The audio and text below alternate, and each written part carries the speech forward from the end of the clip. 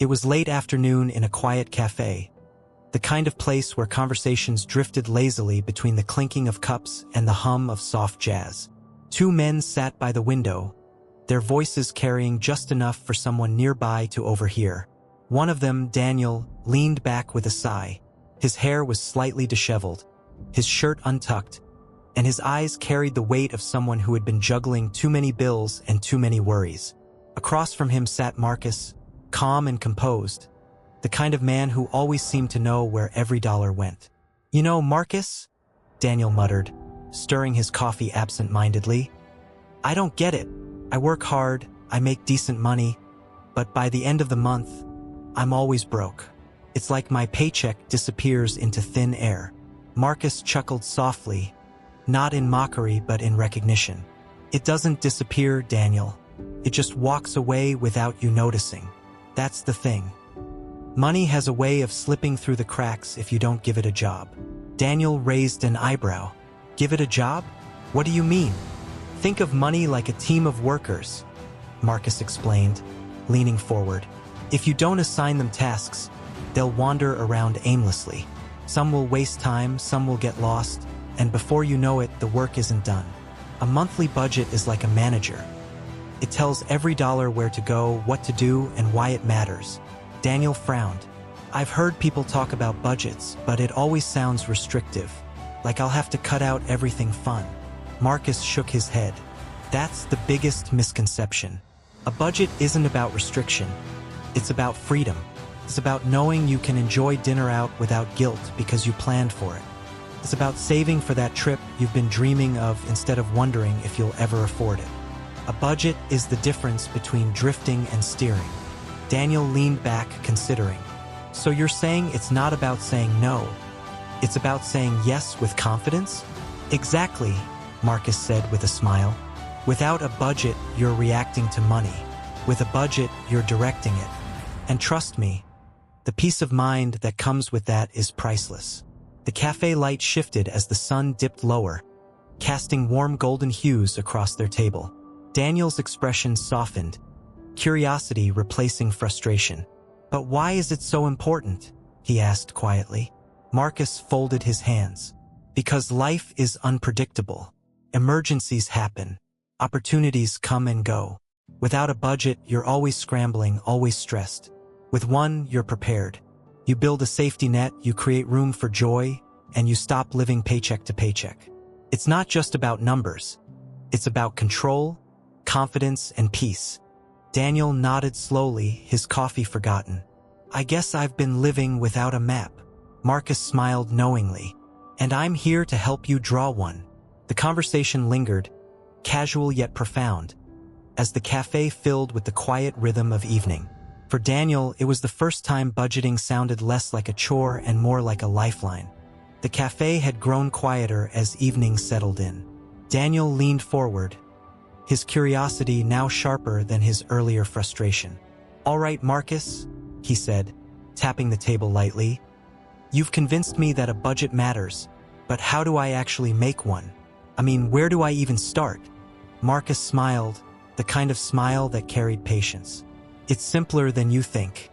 Let's break it down step by step. First, you need to know exactly how much money is coming in each month. That's your income, your paycheck, any side gigs, anything consistent. Without knowing what's coming in, you can't plan what's going out." Daniel nodded.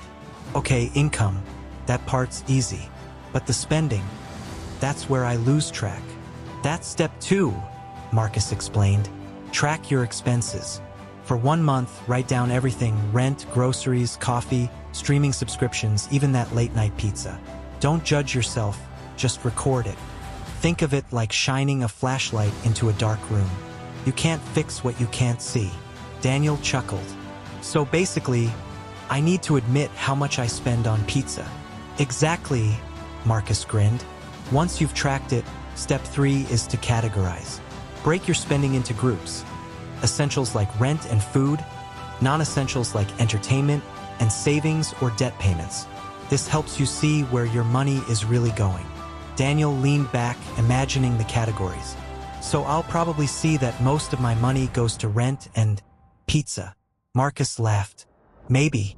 But here's the important part. Step 4 is to set limits. Decide how much you want to spend in each category. Essentials get priority, savings should be non-negotiable, and non-essentials get whatever's left. It's like building a fence around your money so it doesn't wander off. Daniel frowned slightly. But what if I set limits and then go over them?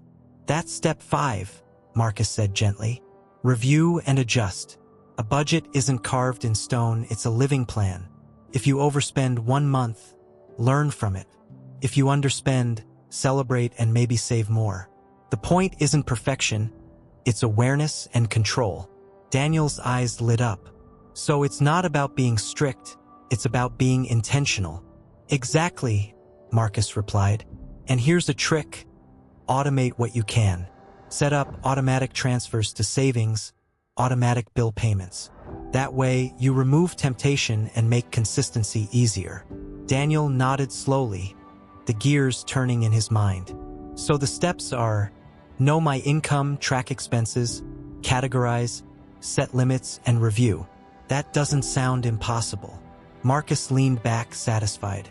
It's not. And once you start, you'll feel lighter. You'll know where your money goes, and you'll finally be the one in charge. The cafe lights dimmed as night settled in, but Daniel's mind felt brighter.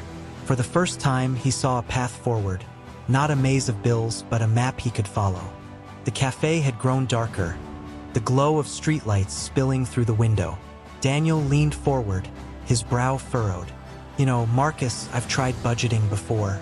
I downloaded an app, set some limits, but within a few weeks I gave up. Why do people fail at this? Why did I fail? Marcus nodded knowingly. That's a good question. Most people fail at budgeting for a few common reasons. First, they treat it like a punishment. They see a budget as a list of things they can't do, instead of a plan for what they can do. That mindset makes it feel restrictive, so they abandon it. Daniel sighed. That's exactly how I felt. Like I was grounded by my own money. Second, Marcus continued, people set unrealistic goals. They cut out all fun, all flexibility, and expect themselves to stick to it perfectly. But life isn't perfect. If you try to force yourself into a rigid plan, you'll break it. A budget has to breathe. It has to allow for joy, mistakes, and surprises. Daniel chuckled. So I shouldn't try to live on rice and beans forever? Marcus laughed. Not unless you love rice and beans. The third reason people fail is they don't track consistently. They set up a budget once, then forget to check in. It's like planting a garden and never watering it. A budget needs attention, even just a few minutes each week. Daniel nodded slowly. I guess I thought setting it up was enough. Fourth, Marcus said, his tone softening. People don't forgive themselves when they slip. One overspend, one mistake, and they throw the whole plan away. But budgeting isn't about perfection. It's about progress. You'll stumble, but the key is to get back up and keep going. Daniel's eyes dropped to his coffee.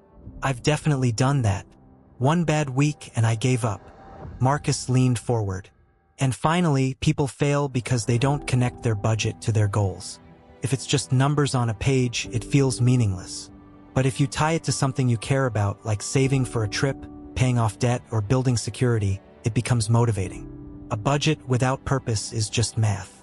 A budget with purpose is a plan for your life. Daniel's expression shifted, a spark of realization flickering. So I failed because I treated it like punishment, set impossible rules, didn't track, gave up too easily, and didn't tie it to what I actually wanted. Marcus smiled. Exactly. And now that you know why, you can avoid those traps. Budgeting isn't about being perfect. It's about being intentional, forgiving yourself, and staying connected to your goals. The cafe was nearly empty now, the hum of conversation replaced by the quiet clinking of dishes being cleared. Daniel sat back, a small smile forming. You make it sound doable. Like I don't have to be flawless. I just have to be consistent.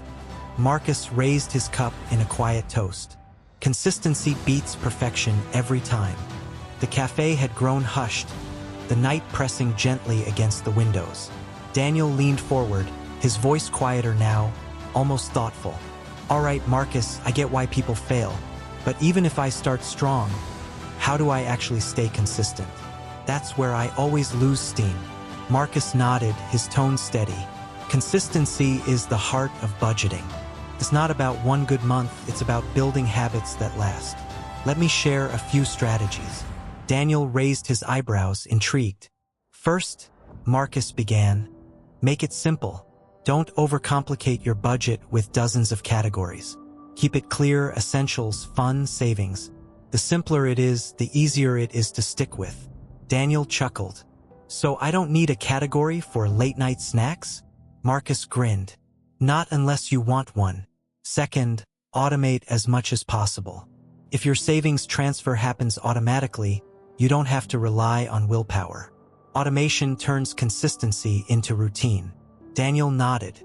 That makes sense. Less thinking, less temptation. Exactly, Marcus said. Third, make it visible. Put your budget somewhere you'll see it, on your phone, on your fridge, in a notebook. Visibility keeps it alive. If it's hidden, you'll forget it. Daniel leaned back, imagining a glowing chart on his fridge. So it's like keeping your goals in sight. Right? Marcus replied. Fourth, reward yourself. Budgeting isn't just about discipline. It's about joy. If you stick to your plan, treat yourself. It could be a small gift, a night out, or even just acknowledging your progress. Rewards make consistency feel good. Daniel smiled. I like that part. Marcus laughed. I thought you would. Fifth, build accountability. Share your goals with a friend, a partner, or even just write them down. Accountability keeps you honest. When someone else knows your plan, you're more likely to follow through. Daniel's expression softened. So you're my accountability partner now? Marcus raised his cup. Gladly. Sixth, expect setbacks. Consistency doesn't mean perfection. You'll overspend sometimes, you'll forget to track. The key is to keep going. Don't let one mistake erase months of progress. Daniel sighed, then smiled.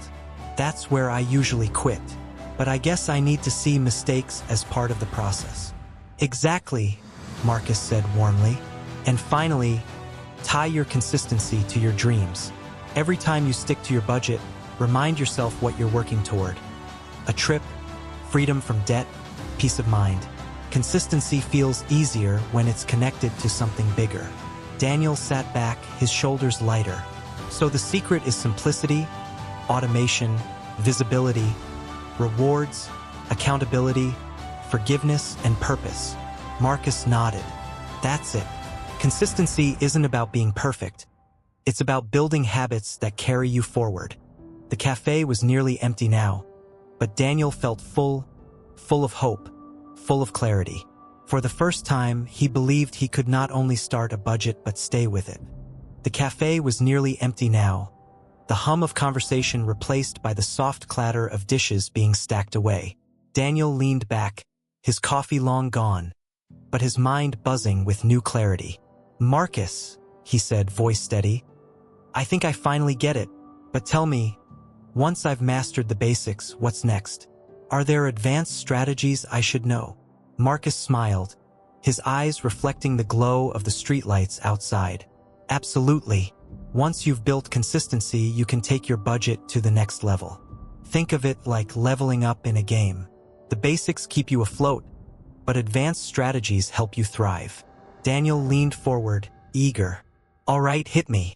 First, Marcus began. Start using the 50/30/20 rule as a framework. That means 50% of your income goes to needs, 30% to wants, and 20% to savings or debt repayment. It's a simple ratio that keeps your spending balanced. Daniel nodded. So I don't have to micromanage every dollar, just keep the proportions right. Exactly, Marcus said. Second, build sinking funds. These are savings accounts for specific goals, like vacations, car repairs, or holiday gifts. Instead of scrambling when those expenses pop up, you save a little each month so you're ready when the time comes. Daniel's eyes widened. That would have saved me last Christmas. Marcus chuckled. Third, use cash envelopes or digital equivalents. Assign money to categories physically or digitally, and when the envelope is empty, you stop spending. It's a powerful way to stay disciplined. Daniel grinned. So I can have a pizza envelope? Marcus laughed. If that keeps you honest, sure. Fourth, track your net worth. Don't just look at monthly spending, look at the bigger picture. Your net worth is your assets minus your debts. Watching it grow over time is incredibly motivating. Daniel's expression softened. That sounds empowering. Fifth, Marcus continued, plan for irregular income or expenses. If you get bonuses, freelance gigs, or seasonal costs, build them into your plan. That way, surprises don't derail you. Daniel nodded thoughtfully. So it's about anticipating, not just reacting. Exactly, Marcus said. And finally, align your budget with your values. Spend on what matters most to you, cut back on what doesn't. A budget isn't just about numbers, it's about living intentionally. When your spending reflects your values, every dollar feels meaningful. Daniel sat back, his face calm but glowing with realization. So budgeting isn't just about surviving, it's about designing the life I want. Marcus smiled warmly. That's the heart of it. A budget is a tool, not a cage. It gives you freedom, clarity, and direction. And when you stick with it, you'll find yourself not just managing money, but shaping your future. The cafe lights dimmed further, the night deepening outside. Daniel looked at Marcus, gratitude in his eyes. Thanks, man. I came in here feeling lost, and now I feel like I've got a map. Not just for my money, but for my life. Marcus raised his empty cup in a final toast. To maps, to freedom, and to the future you're building.